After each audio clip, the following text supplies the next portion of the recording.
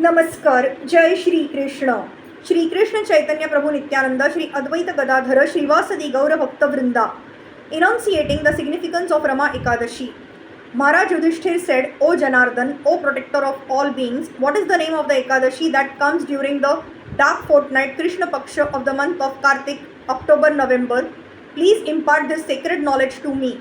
The Supreme Lord Shri Krishna then spoke as follows. O lion among kings, please listen as I narrate to you. The Ekadashi that comes during the dark fortnight of the month of Kartik is called Rama Ekadashi. It is most auspicious, for it at once eradicates the greatest sins and awards one the passage to the spiritual abode. I shall now narrate to you its history and glories. There once lived a famous king by the name Muchkunda, who was friendly with Lord Indra, the king of the heavenly planets, as well as with Yamraj, Varun and Vibhishan, the pious brother of the demon Ravan. Muchkunda always spoke the truth and constantly rendered devotional service to me. Because he ruled according to religious principles, there were no disturbances in his kingdom. Muchkunda's daughter was named Chandrabhaga after the sacred river, and the king gave her in marriage to Shobhana, the son of Chandrasen. One day, Shobhana visited his father-in-law's palace on the auspicious Ekadashi day. This visit made Shobhan's wife Chandrabhaga quite anxious, for she knew that her husband was physically very weak, unable to bear the austerity of a day-long fast. She said to him, "My father is very strict about following Ekadashi. He strikes a large kettle drum and announces, 'Nobody should eat on Ekadashi, the sacred day of Shri Hari.'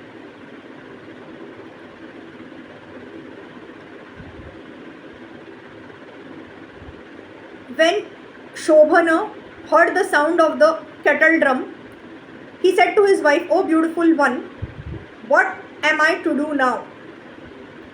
Please tell me how I can save my life and obey your father's strictness and at the same time satisfy our guests.' Chandrabhaga then said, 'My dear husband, in my father's house, nobody, not even the elephants or horses, what to speak of consenting human beings, eats on Ekadashi. Indeed, none of the animals are given their ration of grains, leaves or straw or even water on Ekadashi, the sacred day of Shri Hari. So how can you escape fasting? My beloved husband, if you must eat something, then you should leave here at once. Now with firm conviction decide on what you have to do.' Prince Shobhan then said, 'I have decided to fast on the sacred, auspicious Rama Ekadashi. Whatever my fate is, it will sure come to pass.'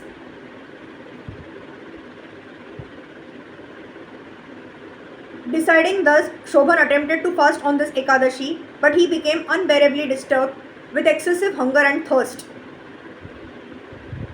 Eventually, the sun set in the west, and the arrival of the auspicious night made all the Vaishnavas very happy.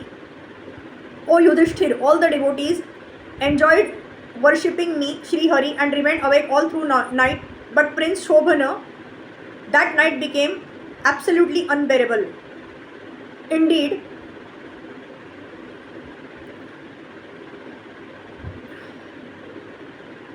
when the sun rose on the Dwadashi, that Prince Shobhana was dead.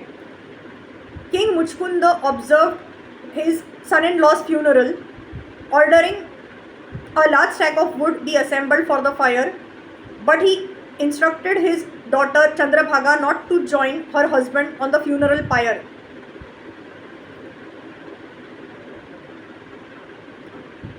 Thus Chandrabhaga, after performing all the purificatory processes and procedures for honoring her deceased husband, continued to live in her father's house. Lord Sri Krishna then continued, 'O best of the kings, Yudhishthir, even though Shobhana died because of performing Rama Ekadashi, the merit that he accrued enabled him after his death to become a ruler of a kingdom on the peak of Mandarachala mountain. The kingdom was like a city of the demigods, very lustrous and unlimited jewels set in the walls of its buildings that gave off light. The pillars were made of rubies and gold inlaid with diamonds shone everywhere. As King Shobhana sat upon a throne beneath a pure white canopy, servants fanned him with yak tail whisks. A stunning crown rested upon his head. Beautiful earrings adorned his ears. A necklace graced his throat, and beach belts, armlets, and bracelets encircled his arms. He was served by Gandharvas, the best of heavenly singers, and Apsaras, celestial dancers. Verily, he resembled a second Indra.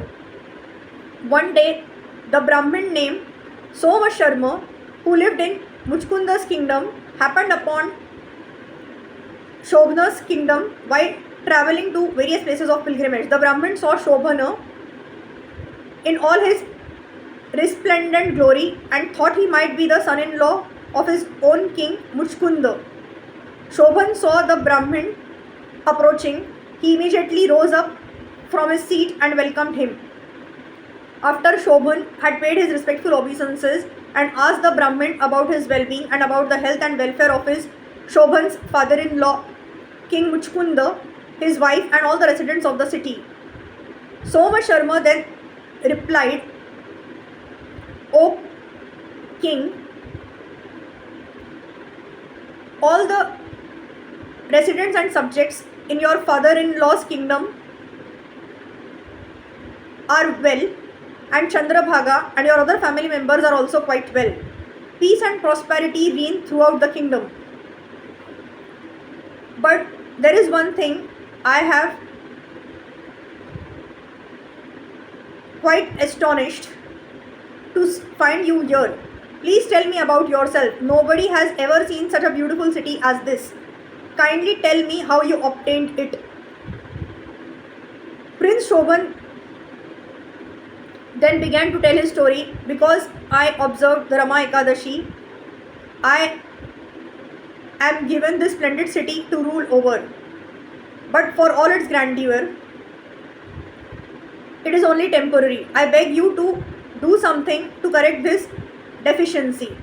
You see, it is only an ephemeral city, a place of this material world. How may I make its beauty and glories permanent?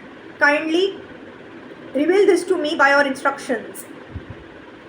The Brahmin then asked, why is this kingdom unstable and how will it become stable? Please fully explain this to me and I shall try to help you.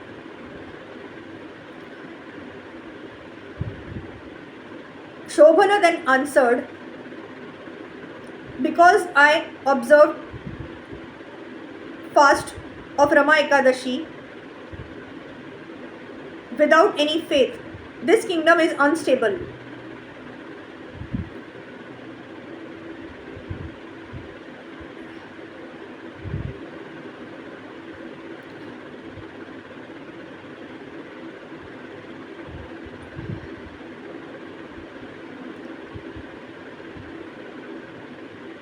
Now, here how it can become permanent. Please return to Chandrabhaga, the beautiful daughter of King Muchkunda, and tell her what you have seen and understood about this place and about me. Surely, if you, a pure-hearted Brahmin, tell her this, my city will soon become permanent. Thus the Brahmin returned to his city and related the entire episode to Chandrabhaga, who was both surprised and overjoyed to hear this news of her husband. She said, O Brahmin, is this a dream you have seen or it is actually a factual thing?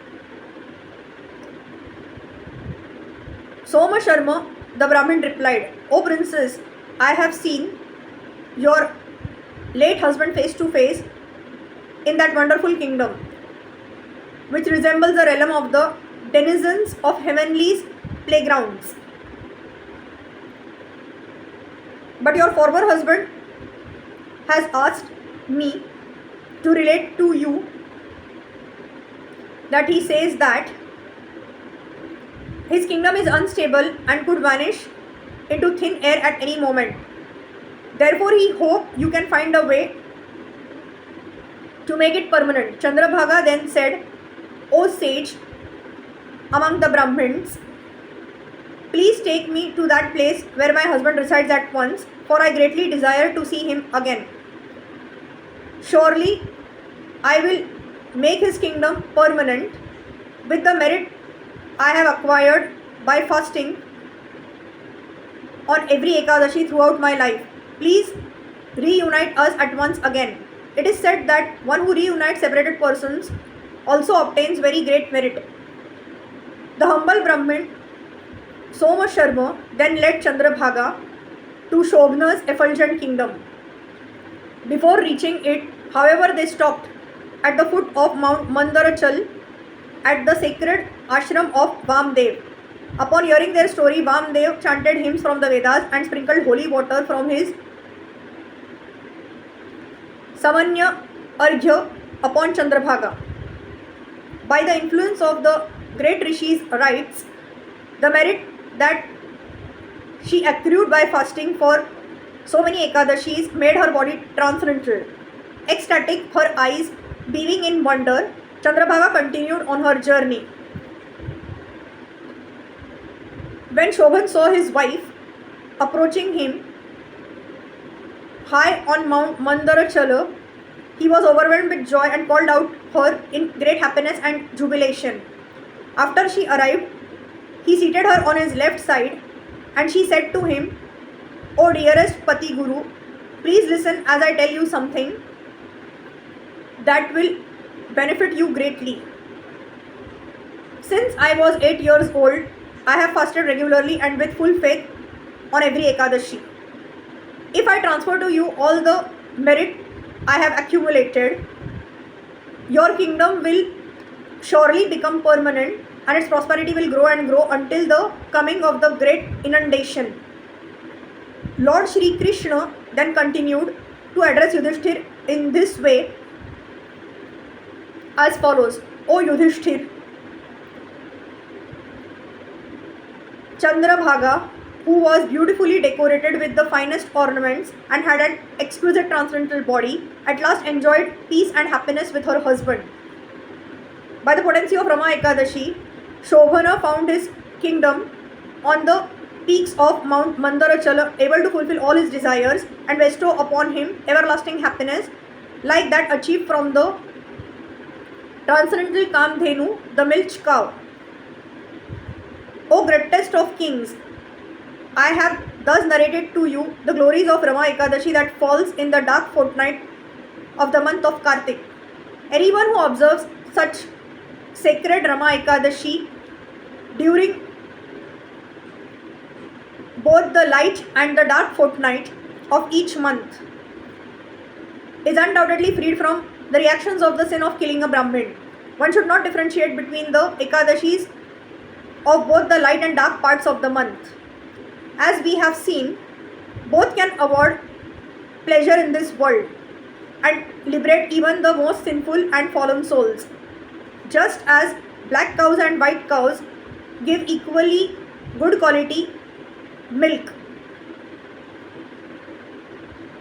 so the Ekadashis of the dark fortnight Krishna Paksha and the light fortnight Shukla Paksha or Gaur Paksha awards the same high degree of merit and eventually liberate one from the cycle of repeated birth and death.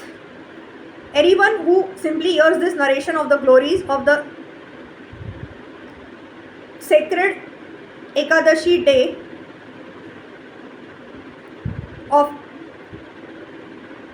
Kartik Rama Ekadashi is freed from all kinds of sins and attain the supreme abode of Lord Vishnu. Thus ends the narration for the glories of the sacred Kartik Krishna Ekadashi or Rama Ekadashi from the Brahma Vaivarta Puran of Srila Dvaipayan Ved Vyas. Hare Krishna Krishna Krishna Hare Hare, Hare Ram Ram Ram Hare Hare.